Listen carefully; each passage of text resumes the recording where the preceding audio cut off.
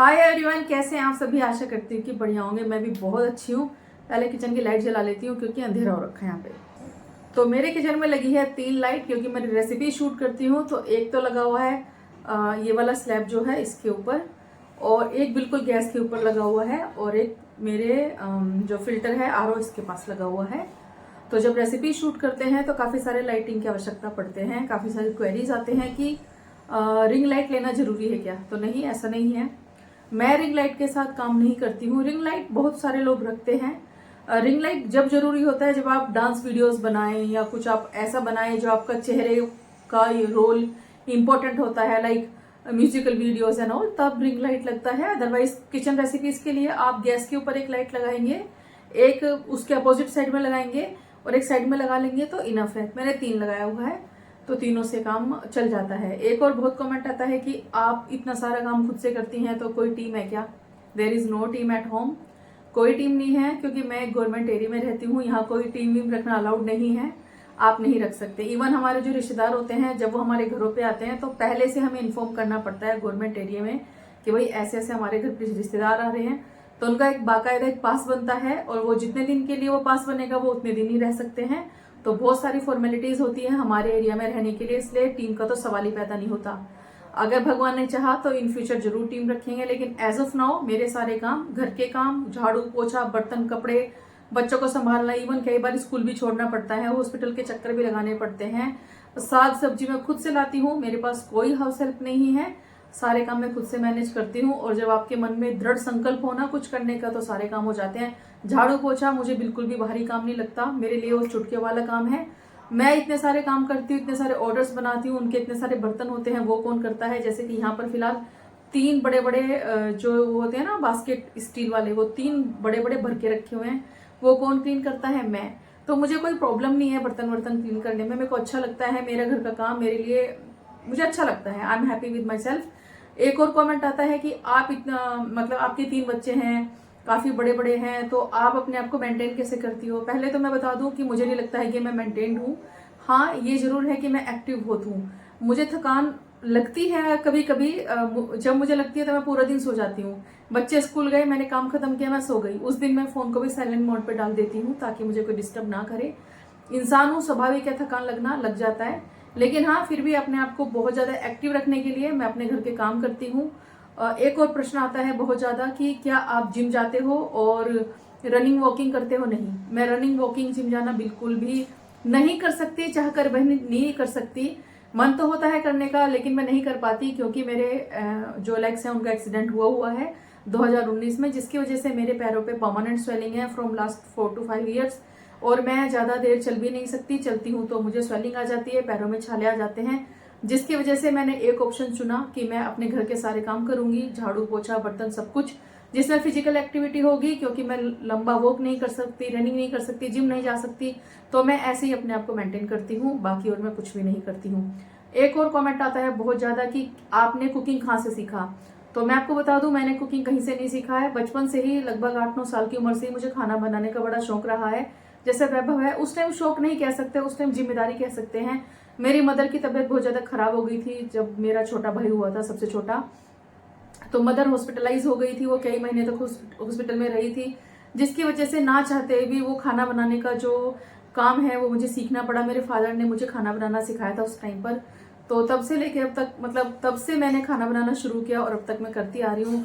वो जो खाना बनाना मैंने मजबूरी में सीखा था, वो कब मेरा पैशन में कन्वर्ट हो गया मुझे पता ही नहीं चला। एक और प्रश्न आता है कि बेकिंग कहाँ से सीखी आपने। आप चलो ये तो बोल देते हो कि कुकिंग मैंने कहीं से नहीं सीखी, हो सकता है कि आपकी मम्मा खाना अच्छा बनाते हो, आपके घर में कोई अच्छा खाना बनाता हो तो आपने सीख लिया हो। बिल्कुल सही कह रहे हैं आप। तो बेकिंग कहाँ से सीखी। बेकिंग भी मैंने कहीं से नहीं सीखी। बेकिंग भी मेरी एक 2017 में जब मैं गुजरात में गई थी ट्रांसफर, तो वहां पर मेरी मुलाकात एक लेडी से हुई जिनका नाम अरुणा है। मैं विशाखापट्टनम में हूँ, वो भी विशाखापट्टनम में है भी, वो यहाँ के लोकल हैं। उनके हस्बैंड भी उसी फील्ड में है जिसमें मेरे हैं। तो उस टाइम पर वो वैजाग में पोस्टेड थे, सॉरी गुजरात में पोस्टेड थे। तो चूंकि हमारा एक कॉन्सेप्ट शुरू हुआ था जिसमें मैं घर से ये स्नैक्स वगैरह बनाती थी, ऑर्डर पर पिज्जा बनाती थी। कोविड के टाइम पर मैंने बहुत बहुत खाना बनाया लोगों के लिए। हर घर में जिनको भी बाहर का खाना खाने की क्रेविंग्स होती थी, चाहे वो पिज्जा हो, पास्ता हो, ढोकला हो, गोलगप्पे हो, सब कुछ मैंने बना कर दिया। ऐसे अरुणा है, जिन्होंने सभी के बर्थडे एनिवर्सरीज पे केक बनाया। तो ऐसी बातों बातों में मैंने एक दिन उनसे पूछ लिया था कि ब्राउनी कैसे बनाते हैं, एगलेस बेकिंग करती हैं वो, केक कैसे बनाते हैं। उन्होंने मुझे बस ऐसे ही बातों बातों में बता दिया कि ये ऐसे ये प्रोसेस है। उनकी बातें सुनकर मैंने वो प्रोसेस फॉलो किया घर में और एक बार में ही रिजल्ट्स अच्छे मिल गए। और उसके बाद अरुणा जब छुट्टी चली गई किसी वजह से, जैसे होता है ना कि मम्मी के घर जाना है, जब वो छुट्टी चली गई तो वहां पर जहां मैं रहती थी वहां पर लोगों ने केक का ऑर्डर भी मुझे देना शुरू कर दिया। तो उसके एब्सेंस में जब मैंने वो केक बनाए दे वर सुपर्ब और लोगों को पसंद आए, तब से मेरा बेकिंग का प्रोसेस भी शुरू हो गया। मैंने कोई बेकिंग क्लासेस नहीं ली है, मैंने कोई भी कुकिंग क्लासेस नहीं ली है। बस हाँ इतना है कि अगर आप सच्चे मन से कुछ करना चाहो तो वो आ जाता है। आपको कोई किसी भी काम में अगर रुचि है, जैसे कुछ लोगों को देखा होगा आपने कितनी अच्छी सिलाई करते हैं, तो जरूरी नहीं कि वो सीखे। कुछ लोगों के मुंह से आपने सुना होगा कि बिना सीखे इसने बहुत अच्छी सिलाई कर दी है ना।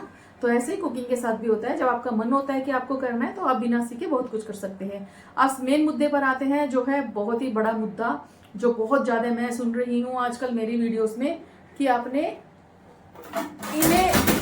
इन्हें कहाँ से खरीदा, ये किस ऑनलाइन साइट से आपने खरीदे हैं। ये है मेरा चॉपिंग बोर्ड। इसके बारे में मैं डिटेल दे दूं आपको। तो मैंने इसे किसी ऑनलाइन साइट से नहीं खरीदा है, ये आपको मिलेगा भी नहीं, क्योंकि ऑनलाइन साइट पे आपको चॉपिंग बोर्ड तो बहुत मिल जाएंगे लेकिन ऐसी क्वालिटी नहीं मिलेगी। पहले मैं आपको बता दूं इसका वजन है 2.5 किलो के करीब होगा, ये काफी हैवी है। और इसका जो वो देख सकते हैं आप, देखिए ये चीज की कितनी मोटी है, ये आपको ऑनलाइन मिल जाएगा, लेकिन वो खोखले होते हैं, हल्के होते हैं, काफी हैवी है। तो मैं आज आपको इसके बारे में पूरी जानकारी दे रही हूँ, ताकि आप लोगों के जो क्वेरीज है वो उनका सोल्यूशन या उनका जो भी आंसर है आपको मिल जाए। तो बेसिकली एक चॉपिंग बोर्ड है जो मैंने 2 साल पहले बनवाया था, 2 तो नहीं हुए होंगे, 1.5 साल हो गया होगा। पुराने घर में जब मैं थी तब मैंने बनवाया था। तो ये आपको अगर बनवाना है तो आपको जाना पड़ेगा लोकल कारपेंटर के पास, और इसका फोटो आप ले सकते हैं बिल्कुल ऐसे, स्क्रीनशॉट ले लीजिएगा यहीं के यहीं, ठीक है। ये मैं स्क्रीनशॉट की फोटो आपको दे रही हूँ ताकि आप यहाँ से क्लिक कर लें। This is my photo for screenshot, you can click now. आशा करती हूँ कि आपने फोटो ले लिया होगा। तो ये जो चॉपिंग बोर्ड है ये राउंड में है, आप इसे स्क्वायर में भी बना सकते हैं, पर चूंकि मेरा बिजनेस होता है पिज्जा गार्लिक ब्रेड का, उस पर्पज से मैंने इसे बनवाया था ताकि मैं इसमें पिज्जा गार्लिक ब्रेड इजीली बना लूं, क्योंकि काफी बड़ा है ये। जहां मेरा गैस रखा है काउंटर टॉप पे इतनी सी जगह है, वहां पर मेरा छोटा सा चकला ही आता है। अगर मैं पिज्जा गार्लिक ब्रेड का डो वहां पर बनाने की कोशिश करूँ तो वो होगा ही नहीं। इस पर्पज के लिए मुझे ये बड़ा चॉपिंग बोर्ड चाहिए था। तो इसकी जो चौड़ाई है या इसका जो वो है नाप, वो है 18 इंच, 18 इंच का है, ये आप लिख सकते हैं 18 इंच का है ये। इसकी जो लकड़ी है वो है शीशम, आप इसे आम की लकड़ी के साथ भी बनवा सकते हैं। आम की लकड़ी, शीशम की लकड़ी, सागौन की लकड़ी, इनके साथ आप इसे बनवा सकते हैं, बहुत अच्छा बनेगा ये। जिस टाइम मैंने इसे बनवाया था ये 1100 रुपए में बना था, लेकिन आज इसकी कीमत उन भैया के पास 3000 रुपए से ज्यादा है, क्योंकि मैं वापस से इसे बनवाने गई थी स्क्वायर में इस बार। तो चूंकि मुझे ज्यादा महंगा लगा, 1 साल के अंदर ही प्राइस डबल से भी ट्रिपल हो गई। 11 दूनी 22 3 33, इस टाइम वो इसे 3300 से 3400 का बता रहे हैं, जो संभव मेरे बजट से बाहर था। तो मैंने निर्णय लिया कि मैं नहीं बनवाऊंगी, जब मैं मम्मी के घर जाऊंगी वहां पर इसे बनवाऊंगी, क्योंकि हमारे यूपी में ऐसी चीजें बड़े सस्ते में बन जाती हैं और वो भी फुल क्वालिटी वाली। तो आप जिस भी एरिया में रहते हैं इसका स्क्रीनशॉट लेकर अपने लोकल कारपेंटर के पास जाइए, वहां पर ये बन जाएगा। आशा करती हूँ कि आपको इसका सोल्यूशन मिल गया होगा। एक और बहुत ज्यादा कमेंट आता है मेरे नाइफ के ऊपर कि ये चाकू मैं कौन सी कंपनी के यूज करती हूँ, क्योंकि मेरे जो चाकू हैं बहुत ज्यादा शार्प हैं, बहुत अच्छी सब्जियां वो कट करते हैं। तो ये मेरे चाकू हैं, ये एक लोकल ब्रांड है, इसका जो नाम है वो है ग्लेर, आप लिख सकते हैं। ये आपको ऑनलाइन भी मिल जाएगा, मैंने सर्च किया था, ऑनलाइन भी अवेलेबल है, GLARE ग्लेर। ग्लेर के नाइफ्स बहुत अच्छे होते हैं। 20 रुपए का मुझे मिला था अब से 5 से 6 साल पहले, मैंने पूरा सेट खरीद दिया था। तो लोकल भैया थे एक, जो उनका बर्तनों का शॉप है, उनके पास ये अवेलेबल थे। मैंने एक ऐसे ले लिया था चक्कू, जैसे ले लेते हैं ना, अभी चक्कू खराब हो गया ले लिया। तो जब उस चक्कू से मैंने घर जाके सब्जी काटी, बहुत अच्छी काटी उसने, बहुत अच्छा फिनिशिंग है इसका। ऐसे रफ है जिसे, इसके दांत वाला है बेसिकली, लेकिन मजेदार सब्जियां काटता है, मजा आएगा आपको इससे शॉपिंग करने में। तो GLARE ग्लेर ब्रांड का है ये, पूरा सेट मैंने लिया हुआ है। ये आपको ऑनलाइन साइट पे मिल जाएगा, मैंने चेक किया था, इट्स अवेलेबल, इवन लोकल बर्तनों की शॉप पे भी ये मिल जाएगा। तो यहीं तक था मेरा आज का वीडियो। आशा करती हूँ कि आपको आपके कुछ क्वेश्चंस के आंसर आपको मिल गए होंगे। अगर और भी आपके कुछ क्वेश्चंस हैं जो आप पूछना चाहते हैं, कमेंट करके बता सकते हैं। हफ्ते में एक वीडियो Q&A का भी आएगा, तो आप पूछिए, मैं आपको बताऊंगी। मिलते हैं नेक्स्ट वीडियो में, तब तक के लिए bye bye, take care. Video पसंद आए तो लाइक कमेंट शेयर जरूर कर दीजिएगा, इसके लिए तो शेयर जरूर कर देना, क्योंकि ये बहुत लोगों को चाहिए। पर्सनली मुझे बहुत कमेंट आते हैं। Thank you for watching, bye bye.